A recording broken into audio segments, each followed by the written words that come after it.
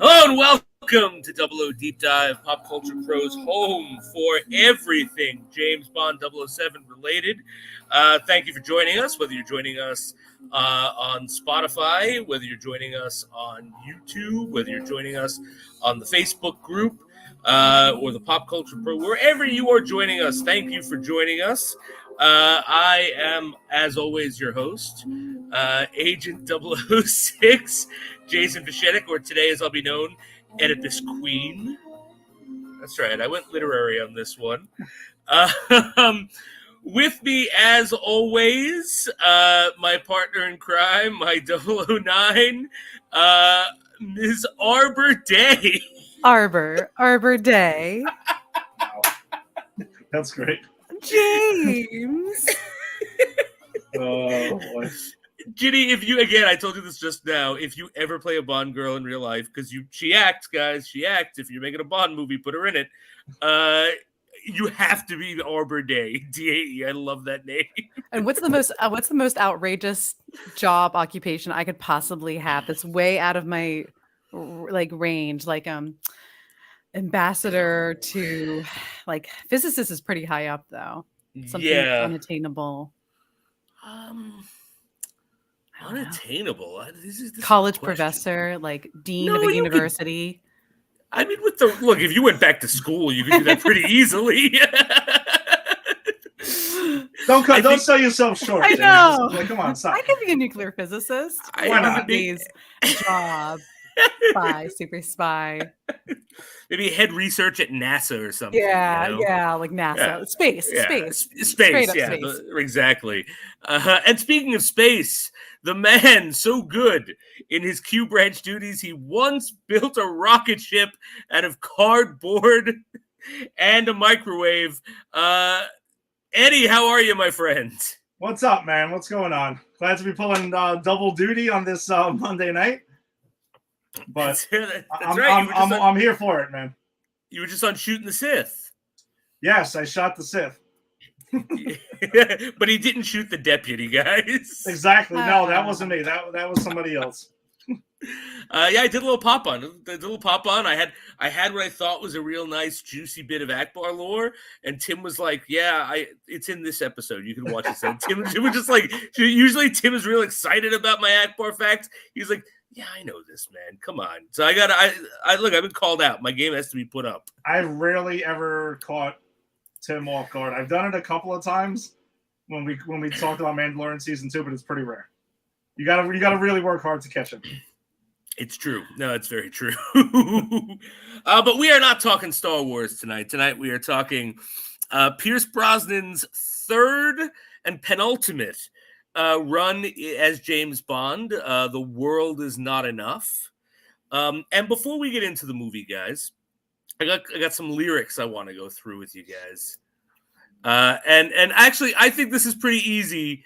I think this is an easy one, what this song's about. But you guys, as always, one of you just stop me when you have something you want to say.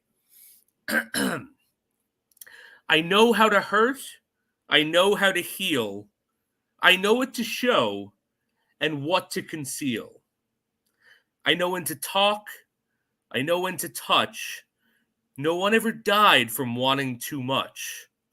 The world is not enough, but it is such a perfect place to start, my love. And if you're strong enough, together we can take the world apart, my love. People like us know how to survive. There's no point in living if you can't feel alive. Yeah. Yeah, Some might say it was performed by Garbage. Good. Wow, burn. Well, I like Garbage. I was just saying it was like it was actually performed by Garbage. I was not taking that was actually not a ding. I thought we were getting into the song, right? No, not at all. Really dancing. I was just going for a stupid pun right there. No. We've gotten so many in this damn movie. Well, might as well keep going. You're right. I think Ginny and I were both defensive. I think we were both expecting someone to attack garbage on this episode. No, I was actually not doing that. I maybe it's because of our chat earlier that you were expecting to come out guns blazing, but no. I was. Ed and Ginny and I are in a chat that we were talking about this movie, and Ed was like, he was going off, and I'm like, are we getting a fuck you movie tonight? I can't make any promises. We'll see where it goes. But yeah, so this song, like, obviously about the villain, right? To the villain's perspective. Yeah. It's like, so devious. It's so sinister. It is, and that there's no point in living if you can't feel alive is literally an important line that both villains deliver in this movie. That. Where's that in our new Daniel Craig movies? That's true. You know, I just kind of like that's cool. How cool. Yeah. I didn't realize even. Yeah, no, I didn't realize because I didn't remember anything about this movie before I watched it, except for the twist. So Ed, what did you think of the song? Let's talk about the song, get the song over and done with. What did you think about the song for this Bond movie? I thought the song was all right. I mean, not one of the better ones that we've covered so far, at least. But I thought it was okay, and it ties into the movie actually very well, more than some of the others, which we were struggling to find connections to. So I can say this song was definitely written for the film. For sure. Ginny, what about you? Yeah, I like the song a lot. I'll randomly like, because if I hear the title of the movie, I can immediately sing the world is not enough. And the way she sings it is so cool. And she's Scottish, English, right? And I was like, again, I love in every Bond era, especially when we get to like the 80s, the voice of like the decades. Yes. So the Tina Turner, maybe not so much, but like Sheryl Crow and like Garbage is very 90s, and it's, you know, totally speaks to me. I just like that. I dig that. And it's sinister. I think it's sinister. Yeah. Yeah, I actually agree. I think it's very sinister. I'm gonna actually say something that I think might shock both of you. Not only is the song my favorite part of this movie, this is one of my favorite Bond songs.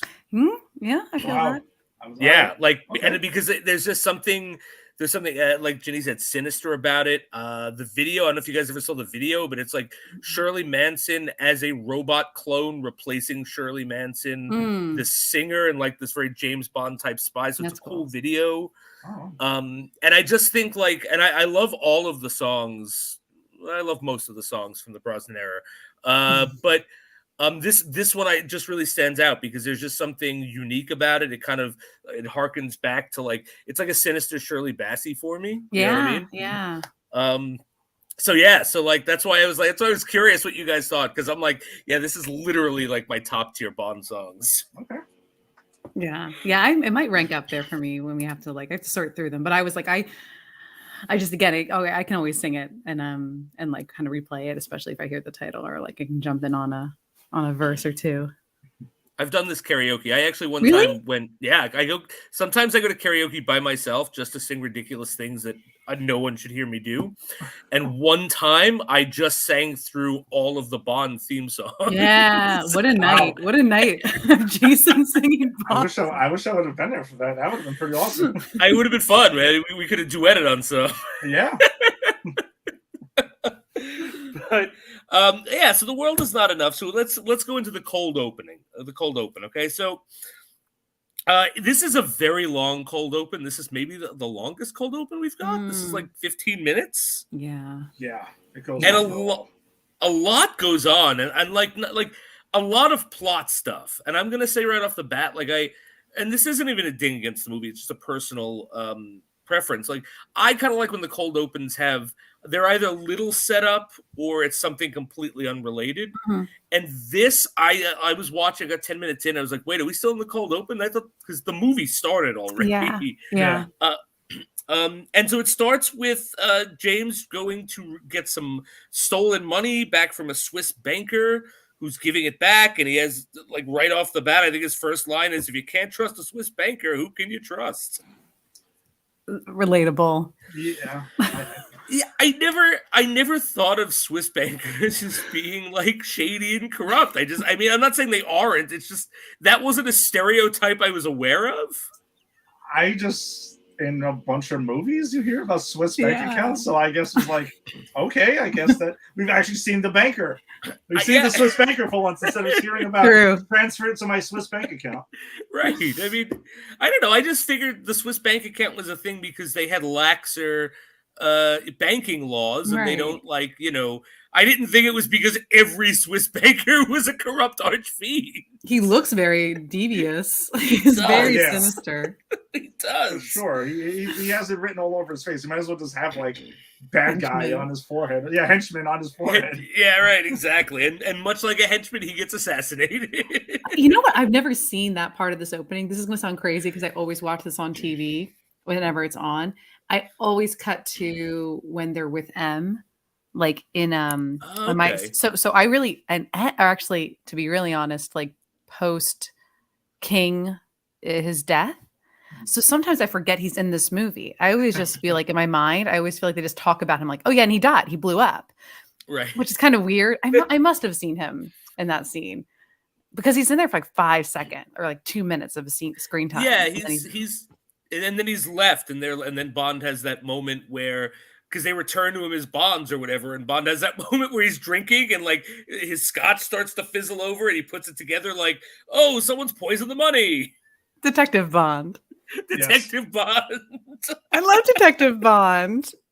Detective Bond is he's pretty badass with that though, because he just takes off and then boom. Yeah, no, I liked it. That I did actually. I liked parts of this cold open a lot. I liked that part a lot when he runs to the door and he's like screaming, "Wait, no!" and it explodes and he's thrown back. I think that's a super cool scene.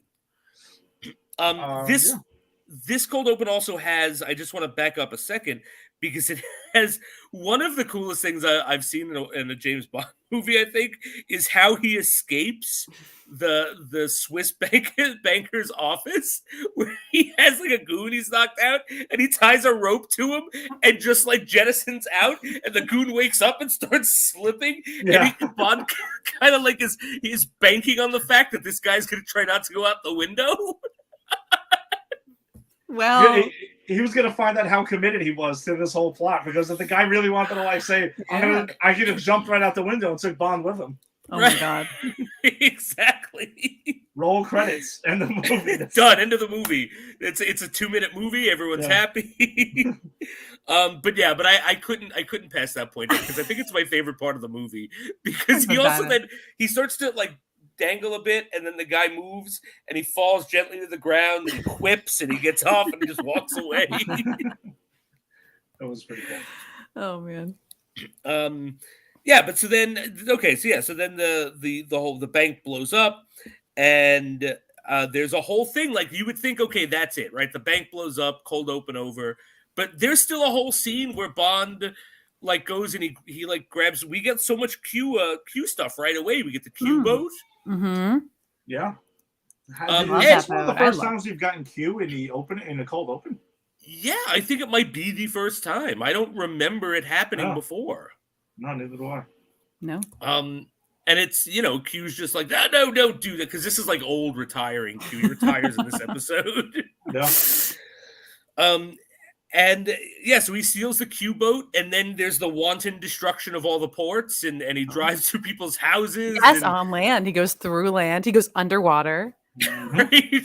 And I'm watching this going, and I try not to be the guy who goes, oh, property damage, right? But like I'm watching him like literally careen through people's houses as they're eating breakfast or lunch or whatever, and I'm like, you see, they didn't do anything. He could have gone around. There must have been another way to catch up to the henchman who, like, literally shows up in a boat and tries to snipe him.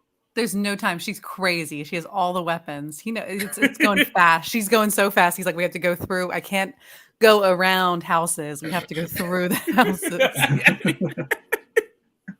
And then we're still not done. So he does catch up to her. He clips her gun, right?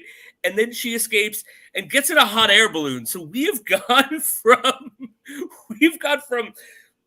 rappelling out a window to blowing up of a main character or a prominent character, to a boat chase, to a hot air balloon where Bond is holding on. Like he literally jumps up and holds onto the rope.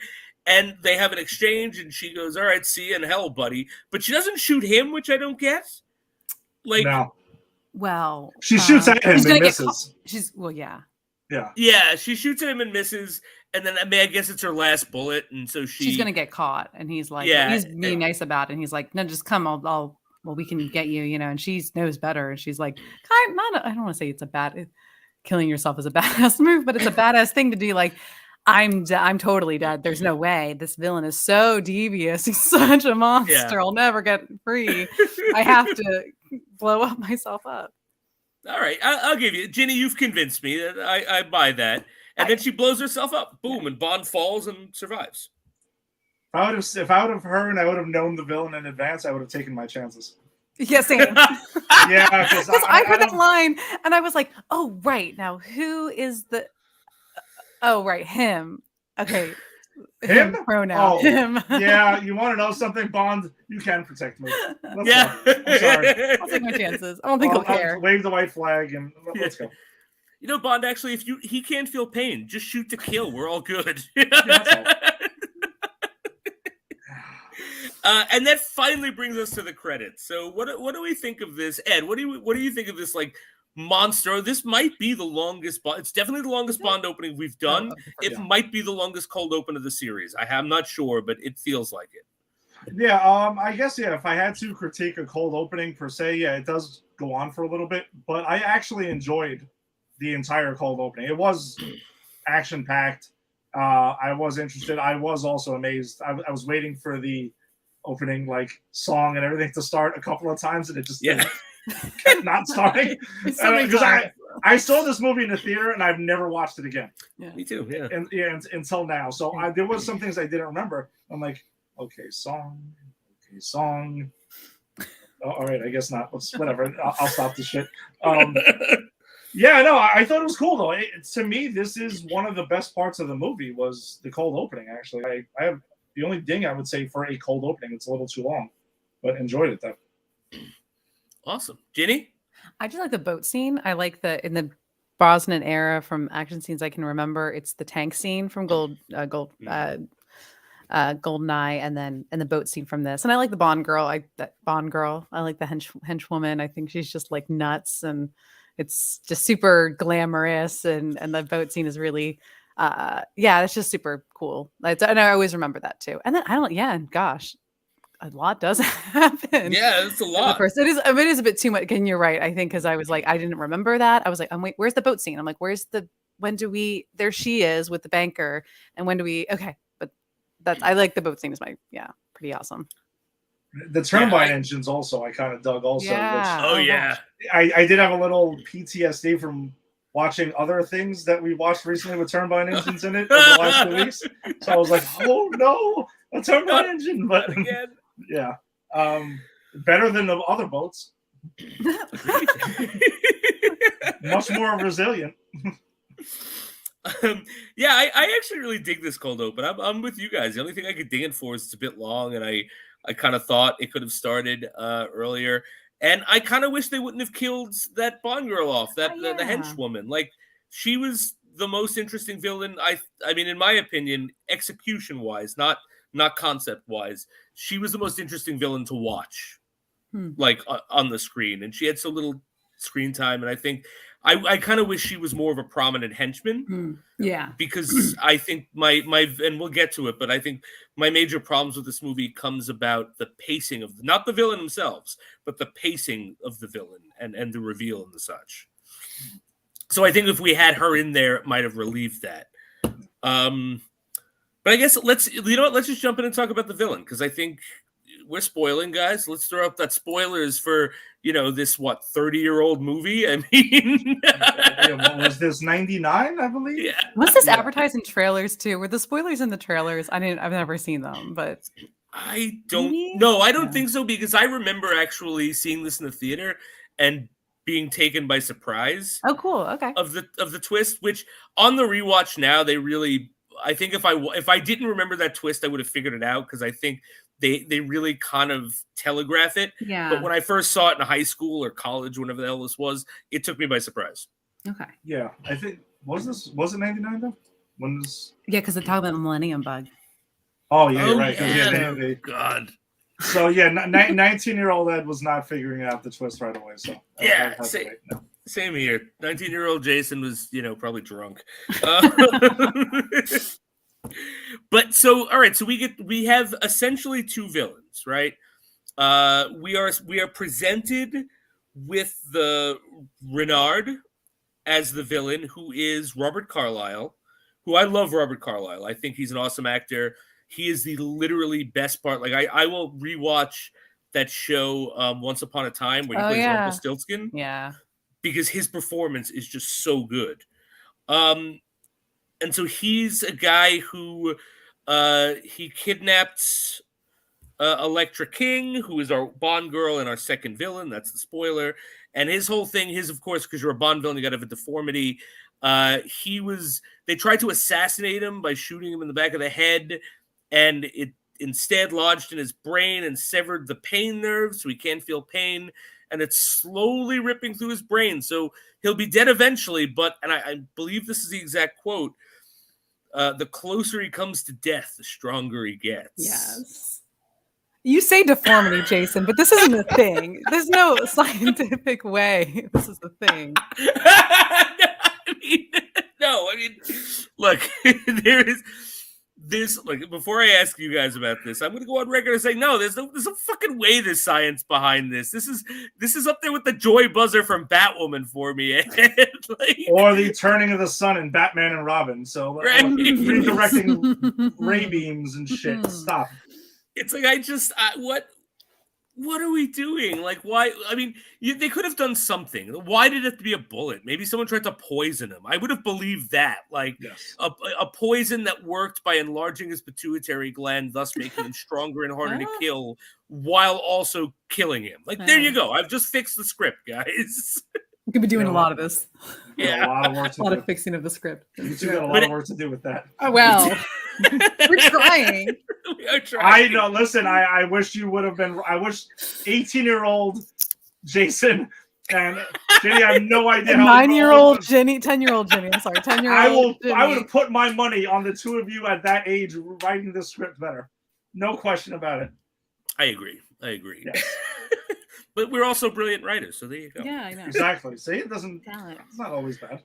So, Ed, I'm going to start with you, Renard, because Ginny, we're going to obviously start with you with Electric, because I think that's one of your horses in this race, right? Sure. Yeah, absolutely. Yeah. Oh, hands down. So we'll start with you on the next one. So, Ed, what do you think about the villain? And I haven't even gotten to the plot, like the plan yet, because it's not even his plan. So I kind of whatever. I'll get into my thoughts, but go ahead, Ed. I'm sorry. I think he's one of the most forgettable Bond villains ever. I literally almost forgot about him during the movie. Like, I don't know. He just doesn't stand out in any way, shape, or form. I didn't really find him menacing at all.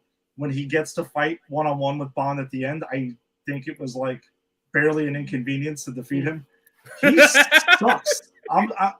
He is. I will even say this. He is worse than Blofeld Inspector. Ooh. Whoa! Well, yes, he is worse because at least Blofeld puts up some sort of a fight and actually has a real chance at killing Bond at some point. Like, this dude is just totally inept. I could not get on board with him at all, whatsoever. But don't hold back. How do you really feel? Exactly. I don't have anything good to say about him. He's holding rocks. He's holding rocks. To test loyalty. To test loyalty. This is what he's doing. I want to say this. I'm going to defend that scene because I actually bullet needed to speed up already and just end it already. God. we get there. We're getting there. We're building. But I'm going to defend that scene because I think that is a cool introduction of watching this guy pick up freaking hot rocks and this whole loyalty thing. He's very much like a Buffy the Vampire villain at that point, right? But I think the problem is that they do nothing with him afterwards. So it's like, yes, I think that's it. So I actually, that is the one scene with him in it that I kind of dig, but like, it's the only thing he does in the movie. I mean, if the only thing you're doing is a Bond villain, is holding hot rocks. I rest my case. That's it. Fair enough. Done.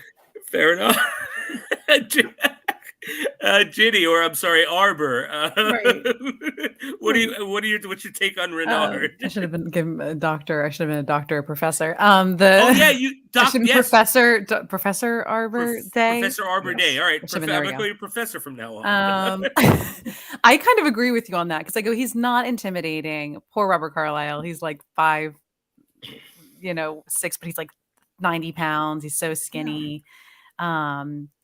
I do like the deformity, and the younger you are, the more cooler I think it is. Yeah. And the idea that you can't hurt, or it's like that idea that I don't know, that it says numbed. He's numbed, and that must suck. That must suck for they do.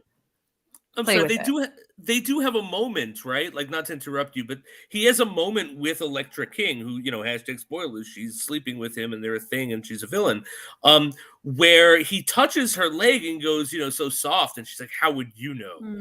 I that's very interesting you bring that up, that they actually do bring that up at least once or twice, that it's not just pain, it's feeling. No, yeah, which it's kind of suck. And it's like, I mean, I don't know. It raises a lot of other questions. It does too. Like, how do you know? Well, yeah, but senses, and sensory, that's all cool in theory and emotions and I just his emotional arc, but not physically. And again, the fight scene with him and Bond, I was watching it going, oh, so slow, especially after Daniel Craig stuff. I'm like, he never does hand-to-hand combat. Pierce Brosnan doesn't, and I'm like, they shouldn't be. I think he gets a hit where but now thinking about it, the one move that Pierce Brosnan does to Renaud is sweeps him and he lands his crotch under a pipe. But that would hurt you if you were a male, if you had genitalia of male. Just thinking about that hurts me. Yes, but would he not feel it? I guess he didn't. I'm assuming he doesn't have any feeling. Oh, I thought it was a cool move. I was like, no, that wouldn't really. He doesn't have a reaction to it. It's never mind. I guess that was, but they didn't focus on that. It was just kind of a move, boom, and he seemed to recover. And I guess might have been something they didn't really think about. I just think it's a concept that works on paper, but then just don't try not to think about it, because once you do, it just falls apart. I love the doctor that came and explained his condition, and it was real quick, and then was just and literally steps back going, and he has no pain, and eventually it will kill him, but he will get stronger. Yeah, exactly. It is not a scientific miracle. Hand wave, biggest hand wave ever. I was really disappointed because I saw Robert Carlyle's name in the credits last night. And I went, holy shit, how did I forget Robert Carlyle's in this movie? And then I get to the end and I forgot Robert Carlyle was in the movie again. He's criminally underused in this. I think that, again, so one of my biggest problems with this movie is we don't really have a present villain until the end. Because Renard is billed as our villain and he's got 2 or 3 scenes before the end. One of which I think was that awesome rock scene that if more awesome stuff was after it, maybe it could have been, but whatever. But the thing is, you've got this great actor. And Ginny, you had said, poor him because he's short and skinny. But if you've seen Train Spotting, him as Begbie, I mean, that's a scary man. So he definitely could have been imposing and menacing with his acting ability. I'm not going to blame Carlyle here. I think they just underused him. The script did not do him any favors, and I don't think the director knew how to use his particular talents for this. That's fair. He comes off very stilted, or more like a bigger. He's not charismatic. He's charismatic in Once Upon a Time. He's sexy, and he's and it's very. He is so attractive. It's just kind of there is something. You just can't bald cap him and put him in a black suit and go, here's your villain. He's your menacing, I don't know, dark monster. Right. He's got to have real lines to be able to deliver. He's got to have real direction. Because, as you said, he's in that Once Upon a Time, he's sexy and charismatic. And that is gold painted as the demon Rapunzel. I mean, that's, that's how good he is as an actor. So seeing what they did with him, I was like, oh God, like he's one of those guys that I would have said I wish he was a Bond villain. Now that I know he is, it's like, man, I wish he was in a different movie. But let's move on though to the real villain, because I actually would argue that Renard is like a super henchman, right, to the real villain, who is Elektra King, who, her whole plot now is this. So it's one of the simplest plots, I think, to any Bond movie.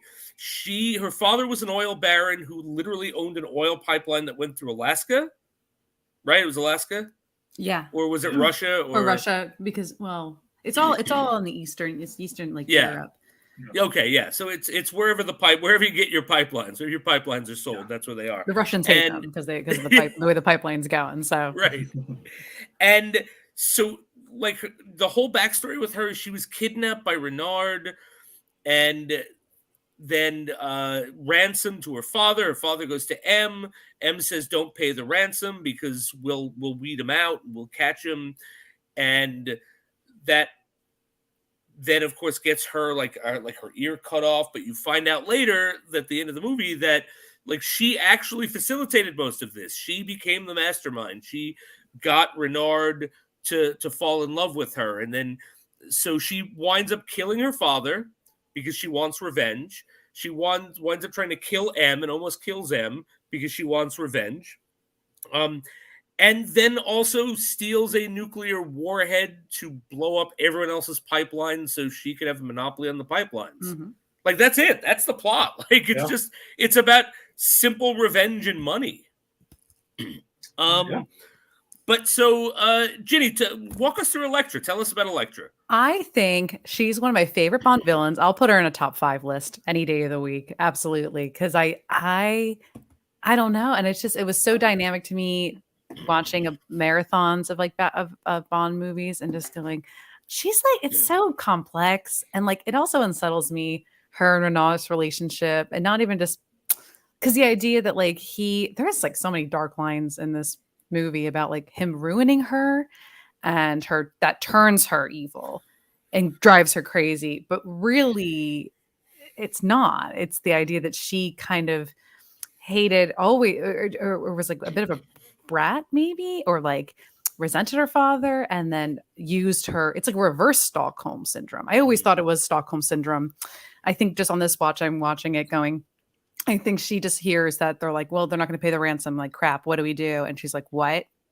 They're not what? And then is like, okay, I'll just do what I have to do, which is, I know I'm a beautiful young heiress who has money. Obviously, I was like a party girl. She's a party girl. They say that in like a news article. I read that. I was like, oh, I've never seen that before. And I'm like, yeah. So I think she's like kind of a bit of a brat, entitled and psycho. And I think that's all before like any men attacking her. And she does say, she's like, I makes him fall in love with her. It's like, I need you to hurt me. And he's like, I'm not going to do that. He's like, I won't do that. It's like, I'll do it myself. Like a crazy person. And then just like enacts her plan. And she lives up to her namesake of having an Elektra complex with her father, like daddy issues. I just think her hair looks great. Awesome layers. She's wearing fabulous gowns.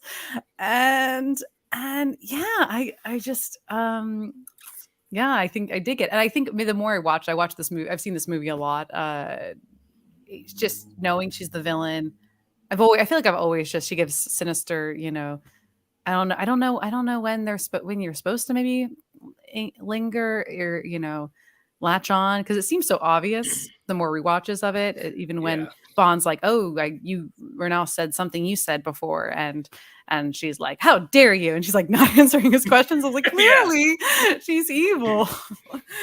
But that was the moment that I went, how did I not see this telegraphed in the theater? Like, that's what I thought last night when I watched it. And Sophie Marceau is a great. I'm sure she's better in her French, in the normal French language. I think she's better whenever she's like whispering her lines, but when she's like yelling lines towards the end, it's a little like, just go back to whispering your lines and like, being seductive. But I love her. Yeah. Awesome. All right, Ed, what do you think of Elektra King? I think she's definitely got. I agree that she's probably like the real villain of the movie, but Bond can't really punch and kick her in a fight at the end. It's not going to work. So we had to throw this dude in there. Okay, fine. Yeah, I don't know. I wasn't buying her acting on a couple of points. I wasn't really on board with that. But Jenny, I agree though. At her the way she's written, okay, fine. I'm on board with all of that. Like, her whole plan is pretty evil and messed up and everything, and killing your father, and then having this whole M thing that she wants to do, and then there's the stuff where she sleeps with Bond, and it's just kind of like like whatever about it. I also feel like there was a stretch of the film where she's just kind of like covered in a sheet. Like between being with Bond and then we see her with the villain as well, now. So I was like, is she just no more clothes for this movie? She's the mastermind. She don't have to get her hands dirty. She can just I guess not. But is she going to leave the room at some point? She was just kind of like hanging out in there, and I was like, is it me? Do I need to rewind and see what happened here? Did I miss something? I thought that was actually kind of funny. I was like, all right, maybe she's just gonna like lay in bed and bark commands for the rest of the film from just like laying down. Oh, she should have Just kind of like I pictured her like she's gonna lay in front of like a fire or something like that too. Just like that style. But overall though, I don't know. I just think that the acting kind of comes and goes. At certain scenes, she's strong, and then other scenes, I'm like, yeah, I'm not buying that. But I also didn't know if it's really just my issues with the overall writing of the film as well. It just seems like it's kind of all over the place. And I told you guys in the in our group chat though, like yesterday there was a stretch of an hour or two where I had nothing to do, and I happened to click on, I think it was Sci-Fi was airing Daredevil. Oh, no. I started watching the end of that. And then I started watching the beginning of Elektra, and then eventually was like, I have to go find something else to do.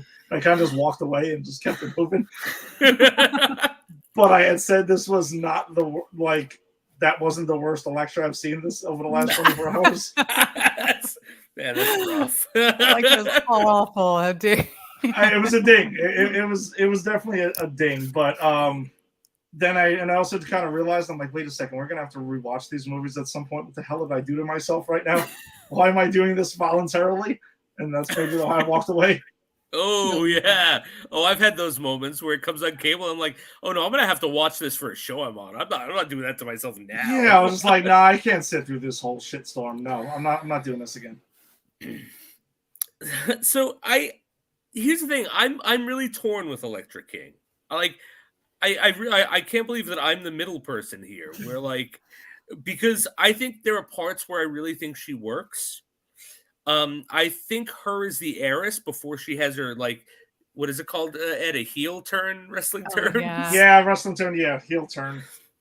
I actually do like the moment where she has that, where she just guns down the MI6 agents and takes M.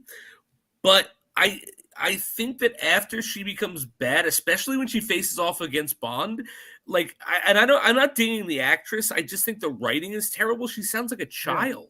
Yeah. And that's why I couldn't differentiate. Like that's what I was trying to articulate. I couldn't tell what my problem was exactly. No, you go.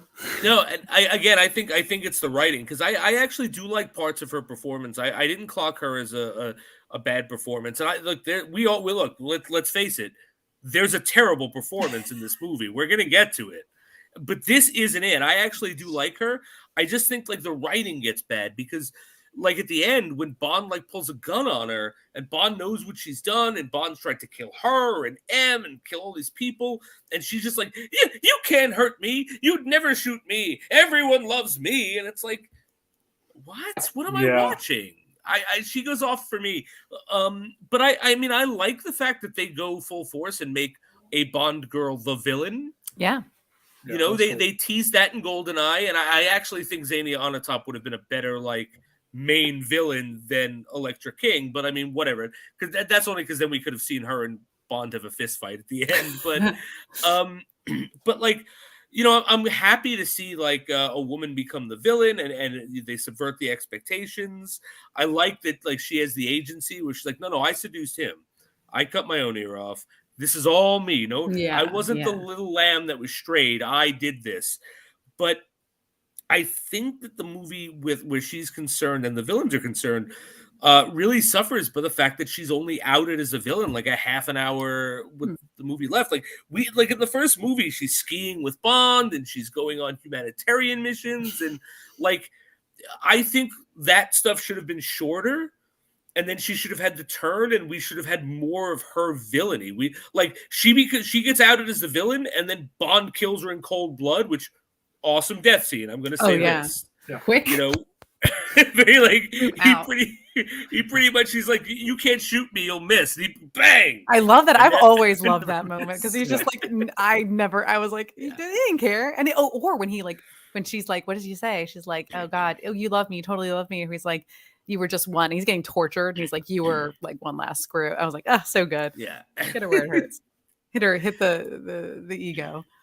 Yeah. So I like that stuff. I just wish there was more of it. Like, because we get the whole skiing thing, and then we get like people are throwing bombs from helicopters at them, and then Bond uses that like weird Q branch balloon to save them. And it's like I don't think we needed all of that. I didn't like that at all. Talking about Q branch stuff, I thought that was completely ridiculous. And I know other crazy shit happens in this movie, but that was just was really goofy. I forgot about the snow scene, but I was like, that's such a, I guess we need more locations. It's very, very jet setting. We're all over the place in this movie. It is to the movie's detriment, I think. Like, I think if the movie was a bit more focused. So yeah, it's a bit too much. Too much. Did you like that scene, Ginny? The skiing scene? I always forget that scene. And it's always like, again, this movie's perfect to watch on TV. Because there be stretches of something like, no, right, what are they doing? No, I'm just going to get a drink. And then you can just go back to a scene that you really like and then be like, what's going on? No, okay, I can go back for it. What do you need, Mom? Okay, and then like, oh, great, a good scene. It's perfect. It's long. It's like long enough, unlike Quantum, which I need to see everything of. I'm going to miss something. I'm going to miss something in Quantum.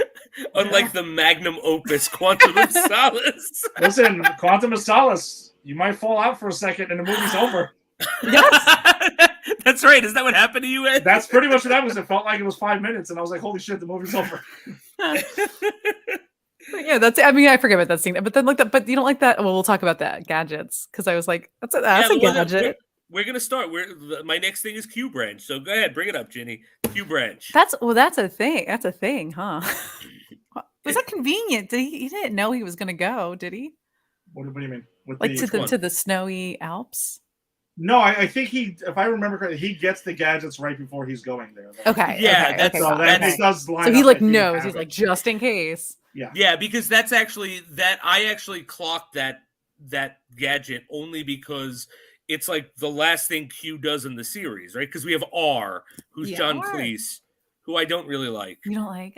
Not in this. I love John Cleese, but not in this. I think he's trying to be. He's trying to be funny, and it's like. I don't want a funny Q. I want a grumpy old, pay attention, 007, you know? But like the last thing. Grumpy. Or young and grumpy, yeah. Like, pay attention, 007.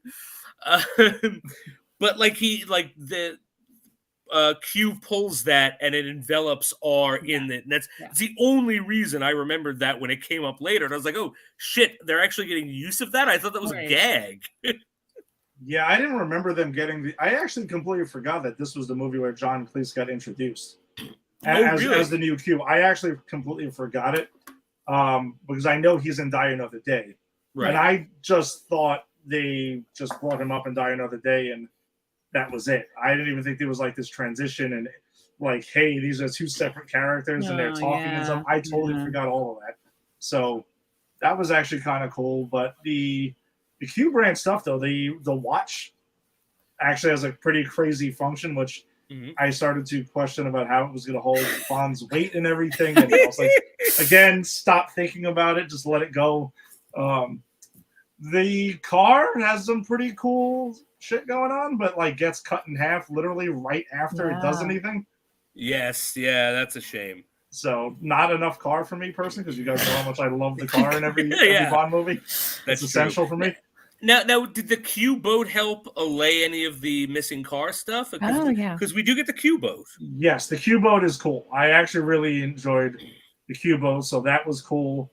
Trying to think of what any other gadgets. The glasses, the very glasses. important glasses Okay, that are yes. not misogynistic at all. Yes, let's talk about the X-ray glasses that are in this movie. Really? Well, they were advertised so heavily. I remember like trailer spots and like TV spots with like ladies, and I was like, but that's just such a scene. It's like one scene. It's so weird. And actually, the takeaway I got from that scene was not, ooh, sexy ladies, women underwear. It's like, why is everyone strapped in this casino? Yes. Where are we? That might be one of the most dangerous settings Bond has ever been in. I mean, yeah. He walks in, he's like, let me perv on some ladies. Holy shit, everyone's got a gun. Guns. Yeah, I don't know. I think they look weird. On Pierce Brosnan, they don't look right. They're not. I don't know. And then him super perving out throughout the entire episode. I mean, entire scene. Yeah, just was odd. How would you do see X-ray glasses? Not with a purple lens? No, I wouldn't. They would probably look like normal glasses or something like that. Someone goes up to you. Sunglasses. I would have them as normal glasses, and when you hit on the X-ray, it would be like my glasses in the sun, where it it just goes a bit darker, so you can't see my eyes. Yeah, that's how I would do it. A little more incognito. I thought Q could have done better than that, because usually exploding toothpaste and things like that, you can't tell the difference. In all fairness, Q was only 5 days to retirement. He was too old for this shit. He was too old for this shit. Oh, Q. I can't believe this is the last we got of Q. Though. I know That kind of annoys me. Did you get upset when he went away? When he was and always have an exit plan, or always have a, what did he say? That was his last line. Always have an exit strategy or exit plan. Was that on purpose, or is that? I think so. Okay. I think he was. I think he was retiring. I don't think he was going to come back because he was older. I think he was retired, but he was killed after this. And again, Desmond Llewellyn, who was 89 or something, did not die quietly in his sleep. He died in a car accident. So he probably could have been alive today, had that not happened. Yeah, I really thought they just recasted, honestly, for Die Another Day. That's kind of what I recall, but obviously just way off. I thought it's funny when he tells 007 that he was going to retire just to get away from him. He was super extra crabby in this. It was so funny. Cool. And I also do love when they do that thing, they both have scorn for R, and it's Q who pulls it because it's him and Bond having a moment. He's finally getting to understand what it's like to be the asshole. You know? So I actually did this is his last scene. I'm okay with. I think there's some nice character moments here. No, cool scene. I just wish it wasn't in this movie. Yeah, no, fair enough. But I just wish it was in a different movie. But again, it's stuff like this that makes this movie a mixed bag for me, guys. Because there's stuff I really like and there's stuff I don't. Let's see, Q branch stuff. I wanted to mention it's never used. It's one of the throwaway things, but I want one. The machine gun blowtorch bagpipes. Yes. Oh shit! What was the pun that comes along with that too? Oh, I didn't write it down. Damn it!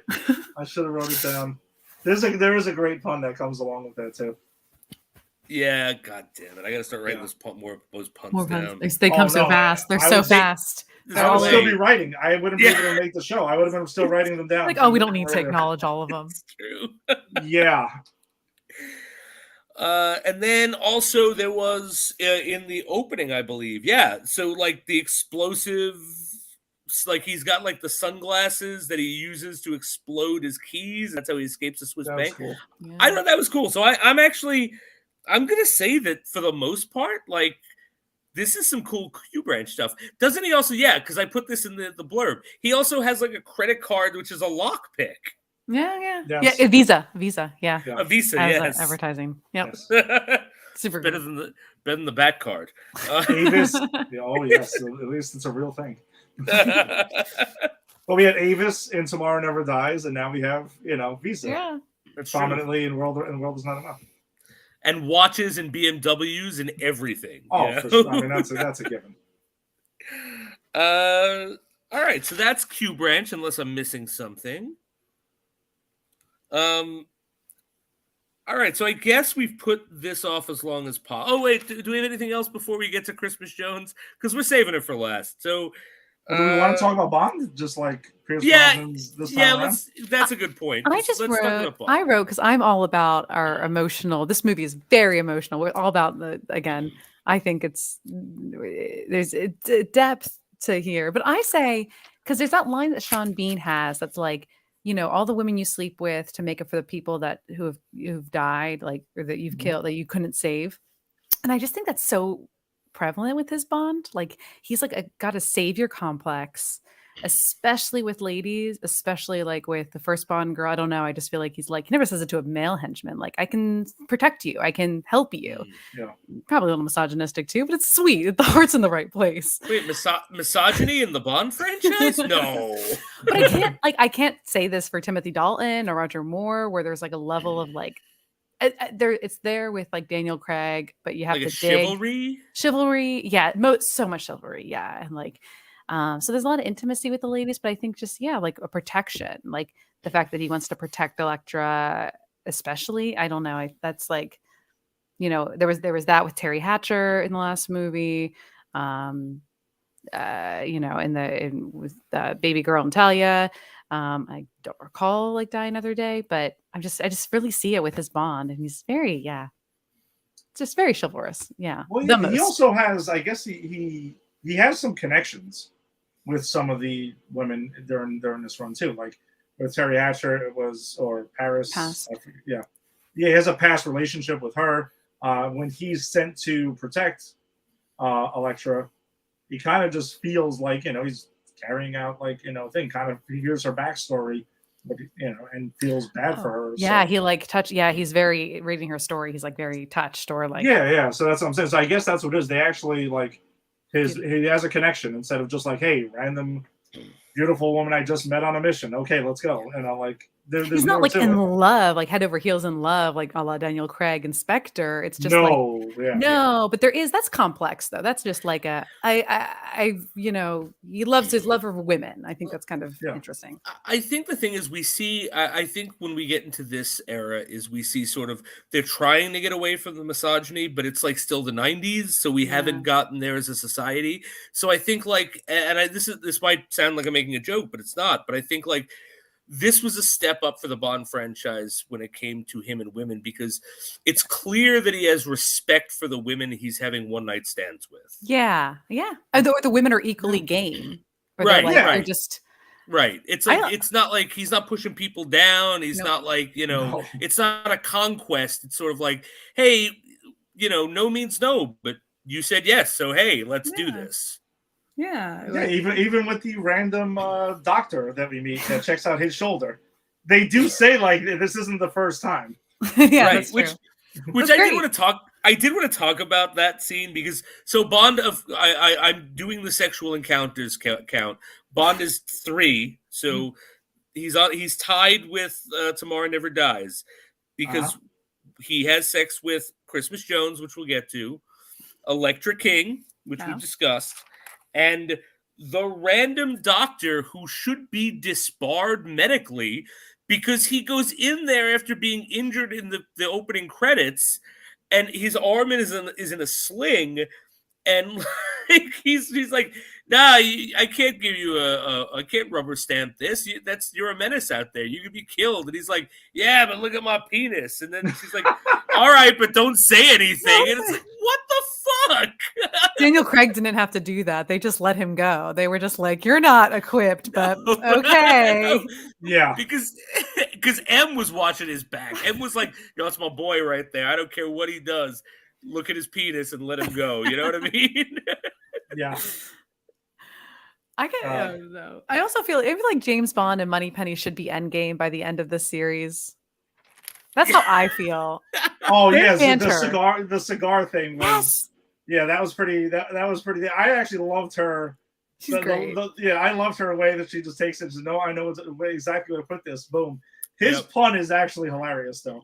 It's just like our relationship, close but no cigar. Agreed. I was like, all right, that's. Did he do it to get the pun? And she's like, how long were you saving? Like, did you just bring me the cigar so you could do the pun? Knowing this Bond, I think he did. Yeah, he might have. Although I do want to point out, 99, right? We're in Clinton's America. We're just leaving Clinton's America. Cigar. It's very suggestive. Oh my god. Oh my god. So I don't know if that was intentional. I'm just saying my recollection of historical cigars in the 90s. In an office setting. In an office setting. It's true. Good point. I actually do think, I'm glad we brought up Moneypenny, because I actually remember this Moneypenny getting more screen time in these movies. Mm-hmm. And this is the most screen time we've gotten from her. I think this is like the best Moneypenny we've gotten in the Brosnan era. Like, because we don't really get much from her. Like, I thought there was so much more of her in GoldenEye, but she's got like a half a scene. And I think she has like she has like the line, don't ask, don't tell, or whatever. And Tomorrow Never Dies. But like, to seeing them banter and flirt, like, I kind of like that. And I wasn't sure if it was this movie or the other one that had the virtual reality in it. I guess it's got to be Die Another Day. It's Die Another Day. So I'm not going to bring that up, but I was like half expecting that scene to happen. Also, side people, like, since we talked about Moneypenny and actually, Ed, did you have anything else to say about Bond before we move on from Bond? I do like the Pierce Brosnan Bond again. Like, he's good in this movie. I mean, the writing, of course, is a little pun-centric. That's fine. But, I mean, I just still think overall, it's like his Bond just had a lot of potential. I forgot he was only in 4 movies. Yeah. It felt like it was in more, but we also know Pierce Brosnan, they kind of got him a little too late for when they wanted him. I think if they had their way, unfortunately, there would have been no Timothy Dalton, and we would have had Pierce Brosnan for like 6 or 7 movies then. But I enjoy his Bond, though. I mean, he does have some pretty actually funny one-liners in this that I enjoyed. It was just, I still think I was trying to recover from Batman and Robin with a lot of puns. And I was just like a little cringy towards it, but I'm like, no, these are funny puns, not repeated ice puns. Yes. Or just mentioning the word ice and delivering it like it's a pun. Yes, exactly. Turning normal sentences into puns. I'm going to put ice in my drink. Shaken, not stirred. Nice. I love Pierce Brosnan, James Bond. He's still my second favorite. I think Daniel Craig's movies are better than his so far, and I don't think my opinion's going to change with the next one. But I really like Pierce Brosnan, James Bond. I like that he's super like smooth. I like the chivalrous aspect. I like the fact that he can be funny and suave. But I also think Pierce Brosnan's a really good actor. And I think if Pierce Brosnan in his during this time was given the Daniel Craig scripts, I think he would fucking been an amazing Bond in those scripts too. Yeah. And so that's why I still hold him super high, because I think the limitations of him in this movie and all of these movies as Bond, I think, is the writing. It's not his fault. So I think I love him as Bond, even though the writing is hit or miss. Agreed. All right, before we get to Christmas Jones, because I really am trying to keep her for last, we get Zukovsky coming back. We get Robbie Coltrane? Yeah. Right? Coming back. So what did we think of his reemergence? I love him. I love that he's an ally. Right? Like a full-on ally. Even if Bond had to because they're so playful with each other. And we don't get American boy, fake Felix. We don't have him. Come on now. You're right. Zukovsky takes his place. Yeah, good. Thank God. The people wanted. We just wanted Hagrid. You're a wizard, James. Which, by the way, Angie's watching this movie with me earlier today, and she was just like, "Hey, just wait a second. Is that Hagrid?" And I'm like, "Yeah, yes, it is. Hagrid helping out Bond." Please and don't like sir. drowning in caviar, which Oh, I love Yes. it. Love it. yeah. Ed, you got any before I go off? Before I talk about how much I love this character, you have any thoughts about Zukovsky? No, I enjoy him, and I think Jenny just gave me a great point to give this movie something positive. That at least it kept not Felix Leiter out of this movie, so that's automatically a plus. Because I don't think I could have handled him again. I don't even remember if he's in Die Another Day. I'll find out in a couple. I don't remember if he is or isn't. I don't remember either. Yeah, I feel Jimbo. Yeah, I can't, and I think that's probably also set up from the Jimmy Bond experience we had. So whenever I hear that, I think immediately. So I've scarred you for life. Just from hearing Jimmy Bond, as long as those two words are not together, I'm good. Yeah, but I like Zukovsky though. It was fun to see him back again. Yeah, I agree. Like my memory of these movies is I remembered him coming back in all of these, right? And he doesn't, obviously. It's but I think that speaks to the presence of the character because it feels like he's more present in these Brosnan movies than he is. And I love this Robbie Coltrane because I think I've always liked him even in the 80s. I think he's really good. I hate that he dies. Oh, same. That's pretty traumatic. That's pretty. Yeah. Everything's so sudden at that end. Right. It just bang, bang. Bang. And that's the thing my biggest problem with this movie is the pacing, right? Because we get an hour of Bond playing footsie with Elektra, and then like an hour of bang, bang, bang, bang, bang, bang, bang, bang, bang, and it's like we could have been anyway. Just pacing was off for me. But yeah, I thought Zukovsky was awesome. No, I guess that's it. We've only got one thing left to talk about, guys. Ginny, why don't you start with as you are Professor Arbor Day, why don't you start with Doctor? With Doctor, use her. She earned it. She earned that doctorate. She didn't go to fake medical school for nothing. And minored in Russian to have everyone belittle her. God. And it's hot out there. It's hot out in the desert. So under your radiation suit, you're gonna wear shorts and a tank top and a cutoff. Of course. And so it's crazy. She's like ridiculous. Oh man. It's like that's the stereotype of like Bond girls that we get, or like the idea of a spy movie where it's like she's a physicist, but she's also super sexy and like, pouty lips and big boobs. And I'm like, oh no. She looks great, I think. She looks I don't hate Denise Richards. Yeah. Like now she had a bit of a resurgence with like Housewives, and she's on Real Housewives, which is crazy. But I think aesthetically, she looks great. And there's one scene that I like with her, really, because she's ADR'd a lot too. Like, so she's dubbed, and she can't do her own voiceover, which is like sucky. But I like when Zukovsky lands in caviar. I've always liked this scene ever since I saw this movie.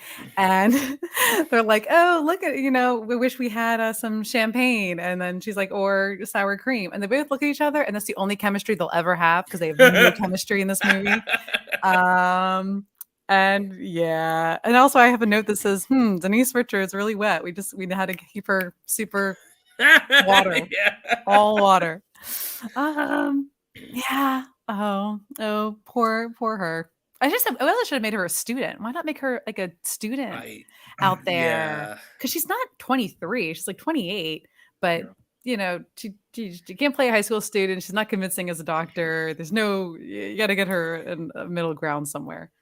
I'm gonna say this before I give it over to you, Ed, is that I've seen a lot of people say I don't buy her as a nuclear physicist. And I say screw that. There's a lot of stuff you got to hand wave to buy.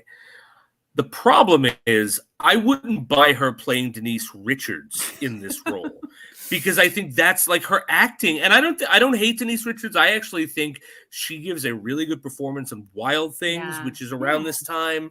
I think she's been in good stuff. Drop Dead Gorgeous is her best role. And that's kind of like a bitchy character. It's great. But yeah, it's her wheelhouse. It's perfect.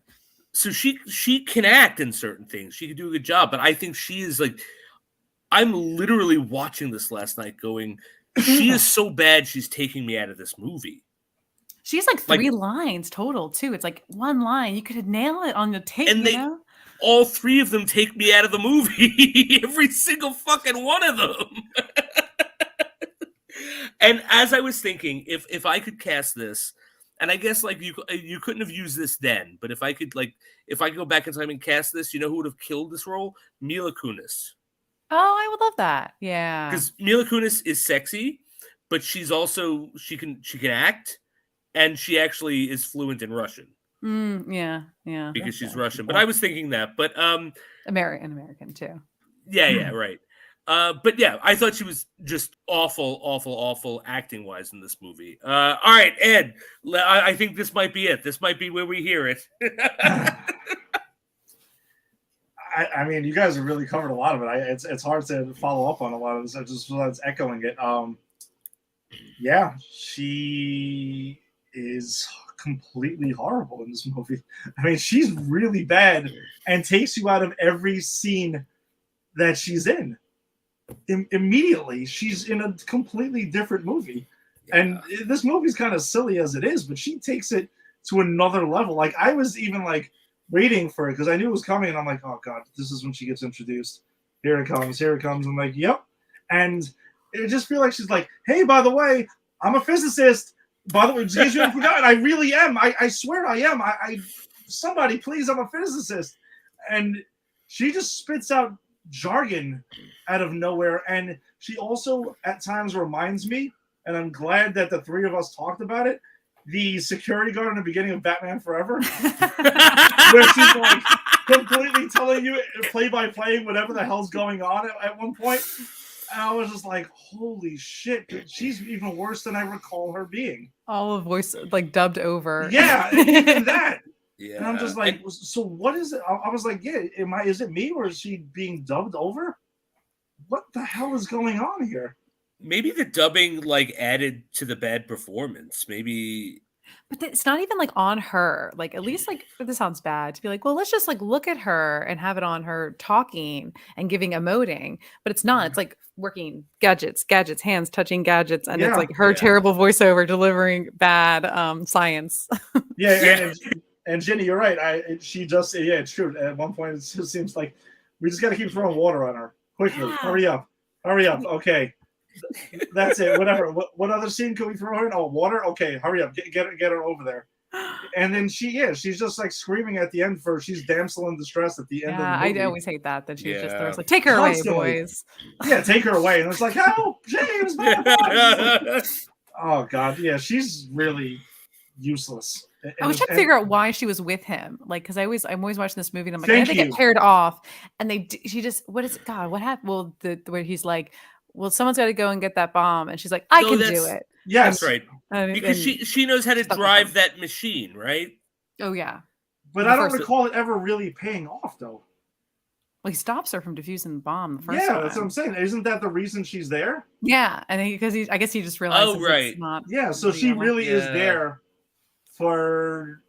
I was struggling to go, why is she with him? Because I know there's a reason why she's like, they're a team. And I was like, I caught it. I was like, okay, because she has to, right, that makes sense. That checks out. And he's like, you've done this before. But then the first time, it's not like a buddy cop like Natalia. I don't know. I don't know to say that, but it was like reaching. They really had to plug her in. She doesn't really add much to the mission. No, she doesn't. She's literally there because it's like, we need to have a good Bond girl. She's eye candy for Zarkovsky. Yeah. And she's no one's there. She's bait a little bit for him. And then there's the ending. Then there's the ending of the movie when they're tracking them down, and the body heat. Remember, it's like orange, and then it starts turning red. And the fact that Q didn't cut that off faster, because they all knew what was happening. And it just seemed like it got really uncomfortable, especially for M. Or it was like, they were spying on them. Yes, and it went on way too long because you knew what was happening. M knows that this is how Bond works now. Everyone knows this is how Bond works. That's what I'm saying. Like she knows what's going on, and it kept going on too long. And then we get the worst end line ever to close a Bond movie. And I was trying to remember any other movie. It's like I thought Christmas only came once. Well, he goes, I always wanted to Yeah. have Christmas in Oh, yeah. Turkey. And I was like, again, this is like, ha ha Yeah. ha, cute. But like, I get what you're doing. Yes. I drew very, very clear boundary lines here. About making fun of my name, Bond. Uh-huh. All right. That was one. And then later, yes, of course. Wow. I was just really stunned. It's cringeworthy just in general because it's bad. It's a PG-13 movie. This is going to sound, we're such Puritans now with all the superhero movies. I that come out. know. But like, I am like grasping my pearls going, I know. Like, no, I know it, but it's the thing. Like, even for Bond, this seems like extreme. yeah. Like, look, I go on record as saying this is the worst Bond ending ever. And it beats Moonraker. And it beats Moonraker because Moonraker is making the same shitty joke, but it does it better.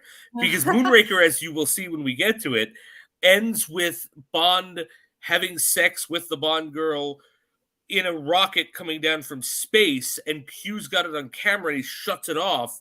And I think M or someone goes, well, what's 007 doing? And he's attempting to retry re-entry or something like that. Attempting to try re-entry.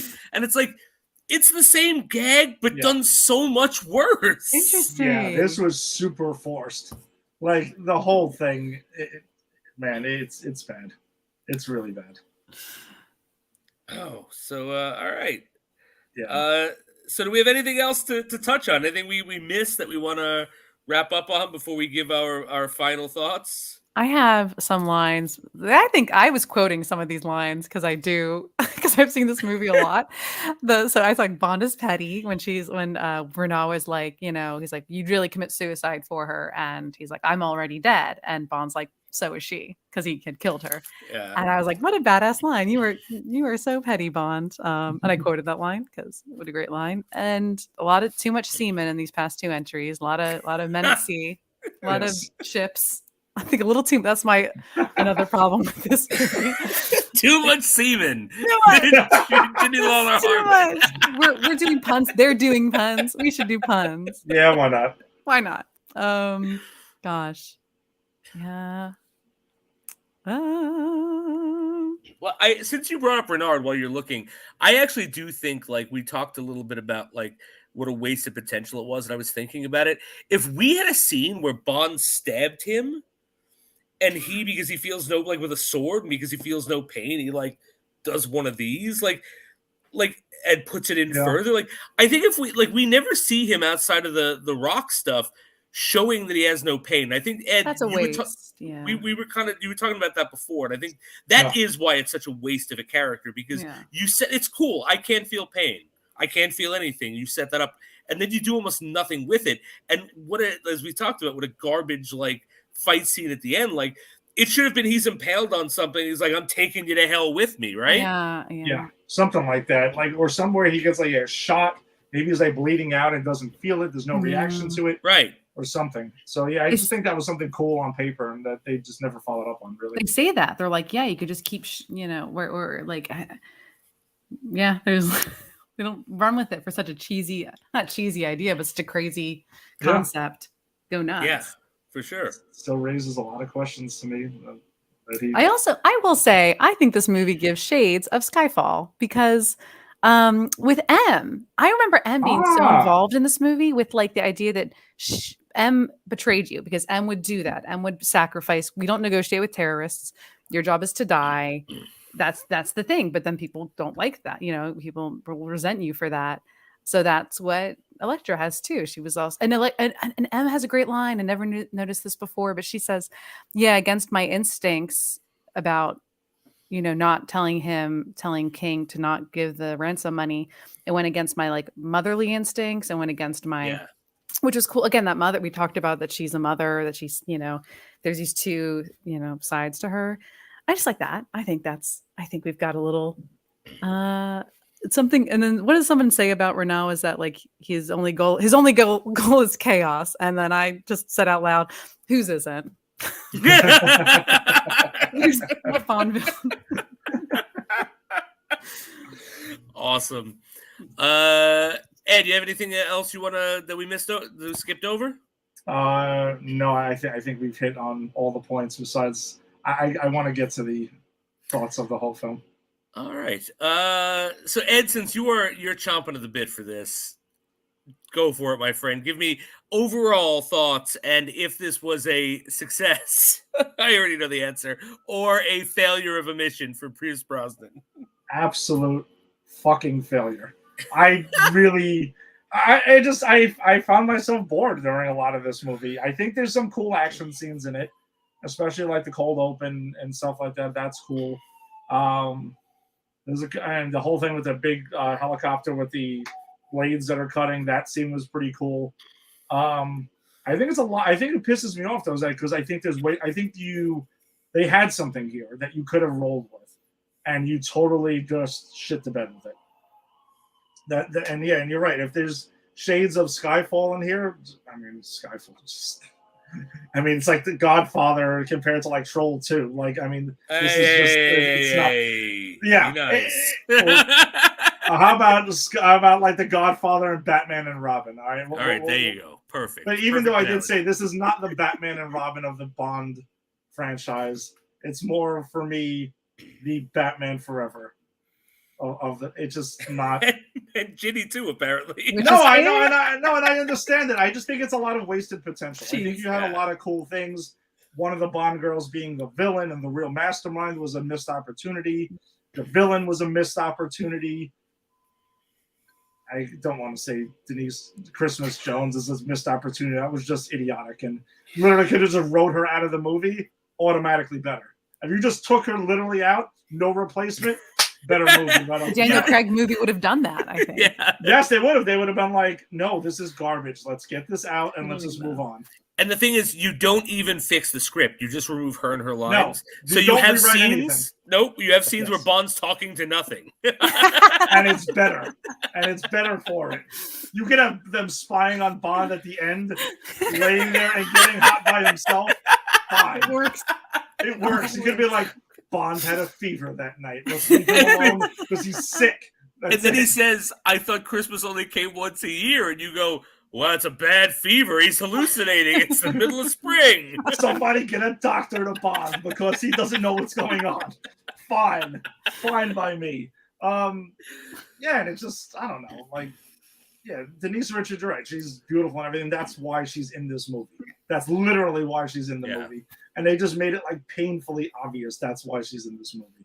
So, whatever. Yeah, that's why I think it's a failure. It's just a lot of missed opportunities is what I really think. What pisses me off, because when something is just straight trash, you're just like, whatever, it's trash, and you just move on. When there's potential, that's when it kind of pisses me off even more. Makes sense. Ginny, what about you? Overall, failure or success?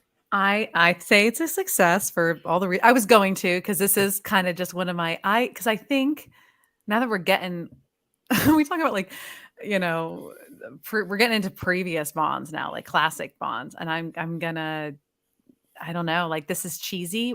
I have to just forego Daniel Craig realism for a while too, and I think this is, but you guys are right, because I'm like, actually the first half of this movie gives me prestige Bond a little bit, like with MI6 being very involved and kind of great action sequences, but then once you get to Denise Richards, we're like, what? Yeah. The shark gets jumped.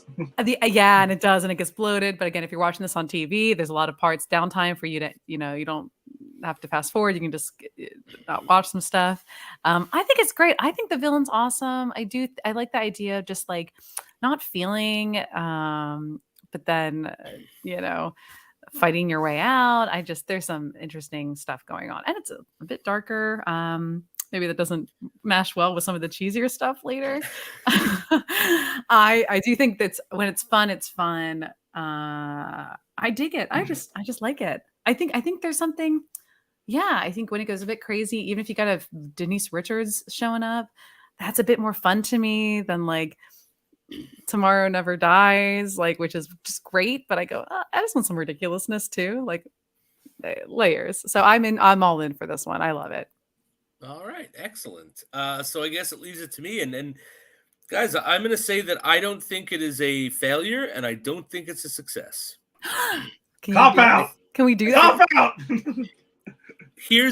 Let me give you this analogy, and if you still feel it's a cop out after, I'll pick one or the other. I'm joking. Okay. Here's my analogy.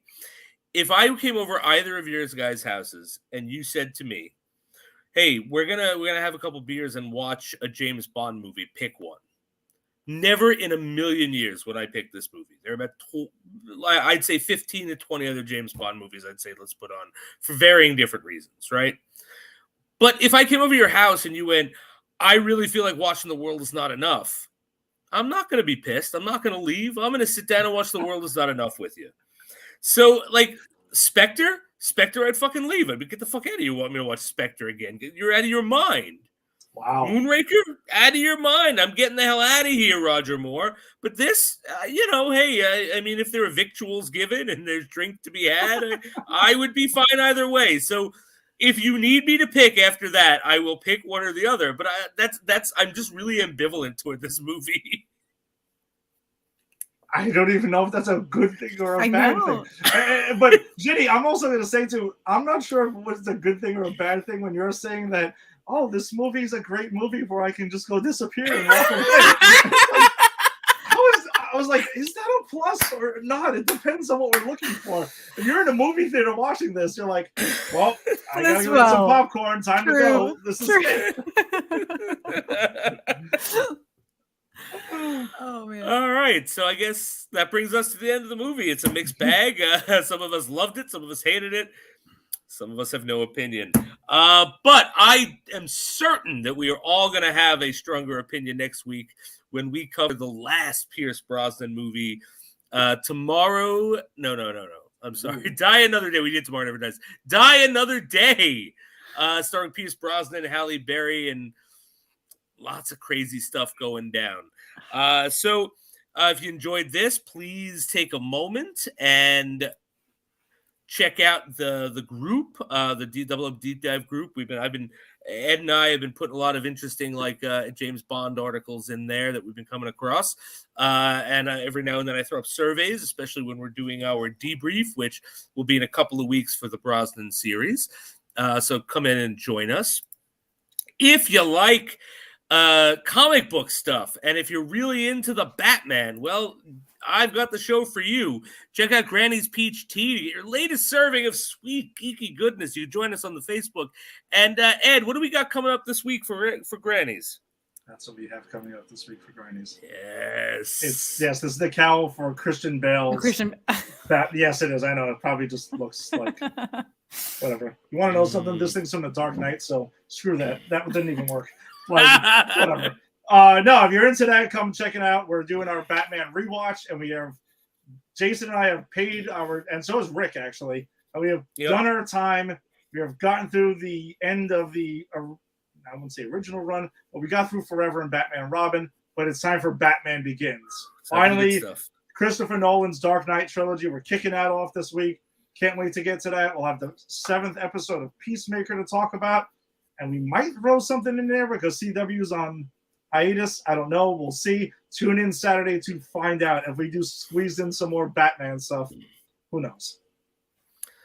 All right. Very exciting. And I'm actually excited because I know at some point we talked about doing Mask of the Phantasm and Lego Batman. And I'm going to try to get my son to watch those with me because he loves Batman. Oh, yes. He will love the Lego Batman movie. That's what I've heard. Yeah, I think I'm really excited to try that one out.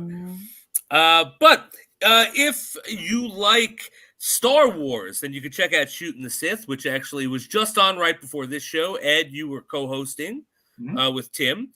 Guys are covering the Book of Boba Fett as well as all other Star Wars lore and trivia and news. I pop up every now and then with some Admiral Akbar facts. With this picture, which my wife drew for me. That's me as Admiral Akbar. I open up every time I show up. But yeah, so you joined Shooting the Sith.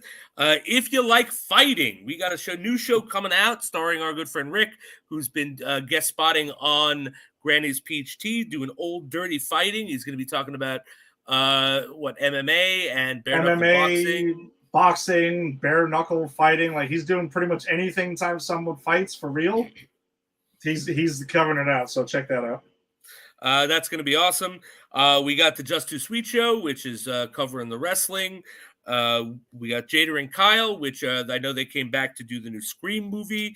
And honestly, they do movies, so you don't have to be up to date. You can go back and listen to their back catalog. It's all on the website.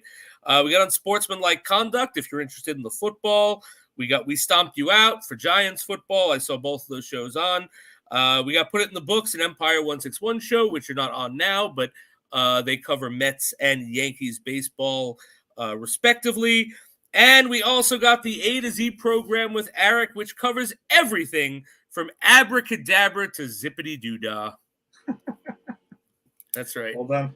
Thank you. They're crossing one off the list. I put it on this, my friends. I've got I was coming up with more yesterday. And yeah, so thanks for listening. Professor Arbor Day, thanks for your coming on. You're welcome. eBranch, thanks as always for the technical support. And we will see you guys next week. Take care.